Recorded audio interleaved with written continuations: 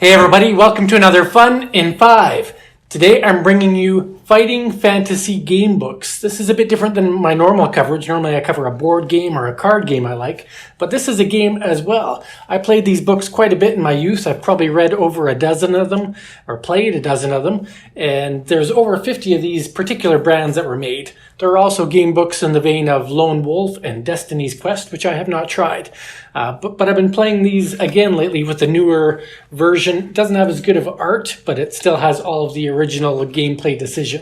And the reason I'm looking into these is I'm planning to make one of my own, so doing some research helps. But anyway, I'm straying. I want to talk to you about 5 things that I like about Fighting Fantasy game books. So the first thing I like is that they are very portable. All you actually need to play this game is the book and maybe a pen or pencil, preferably a pencil because you're probably going to want to erase rather than have permanent writing in your game book.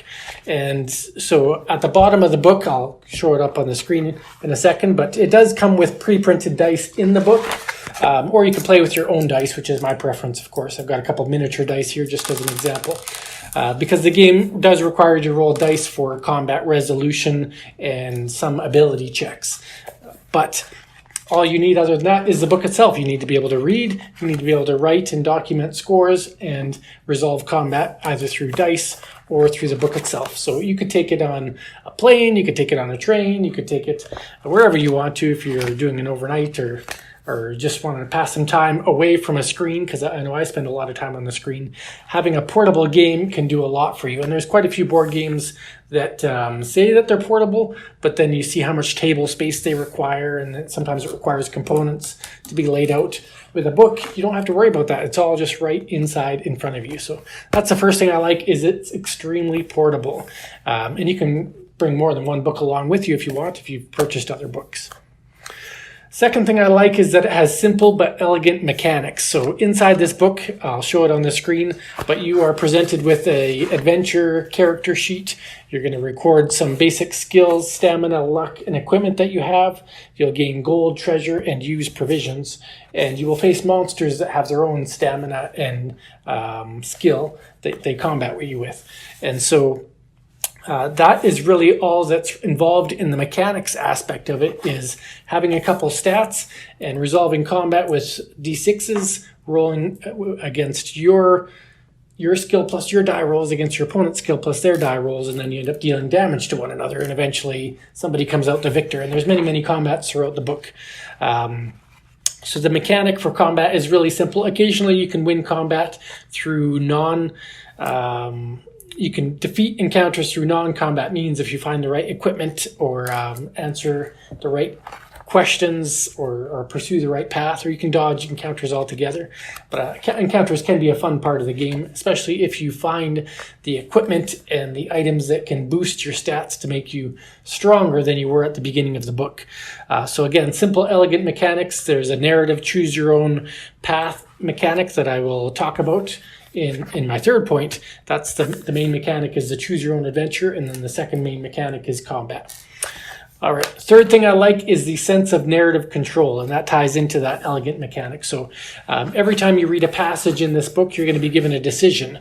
So for example, in this particular entry, I rummaged through my haversack. What's in there? I could attempt to use any of the following if it's in my equipment list. If I have a potion of invisibility and I want to use it, I could turn to 39.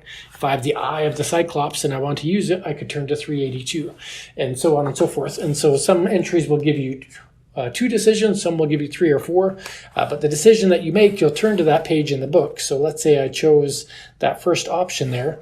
I would find entry number 39, and I would say that my opponent is surprised as I disappear in front of him, but he raises his hands as if to cover his eyes and scans the room with an intense glare. And the paragraph goes on, but basically you're going to read the entry, and your narrative decision will then determine what's going to happen to you in some way. And many of those narrative branches will end up intertwining back again. Some of them may just cause you to go right to your death. That's one of the fun things about fighting fantasy, is a choice you make could actually just kill you and end the book.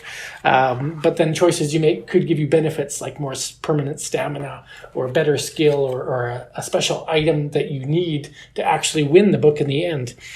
So that narrative control obviously it has to guide you at some point to the end of the book, but you do have a sense that you're the one getting yourself there.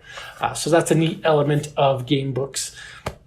The fourth thing I like is that these books are replayable to some extent. So if I purchase Warlock of Firetop Mountain, there's a very strong chance that the first time I play it through, if I'm playing by the rules, that I will not succeed. And maybe the second or third time, I still won't succeed. I might get further in the book or remember more about it, but it's replayable in the sense that there is a...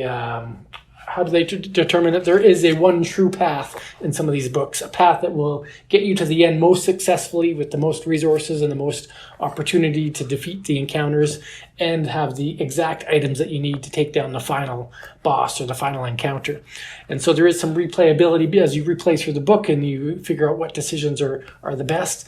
There's that aspect to it. The other thing that players do, and I've done it as well, is try to map out what the adventure looks like. So there'll be choices where you go north or east or west, or you go to one city or to another territory, depending on the book you're reading.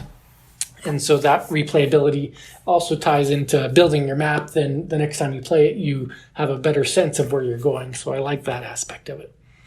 The fifth thing I like about it is that it is a very expandable series. And they don't necessarily expand in the same character, but it is in the same world. In these books, it's a world called Alancia. And so each book has a completely different set of circumstances of what you're trying to accomplish, how you're trying to get through it. But the core mechanics of the game are always very, very similar in that you have skill, you have luck, you have stamina, you get equipment, you have to find certain items to defeat the main encounters in the game. But each of them has a kind of a different spin. Some of them are in space, some of them are in fantasy worlds like Warlock of Firetop Mountain. And it's just interesting the way you can expand and buy the books you want or get the whole series and just enjoy the whole bit of it. So I really like that. So there you have it. If you've never played a narrative-driven, choose-your-own-adventure fighting fantasy-style game book, I highly recommend giving at least one of them a try.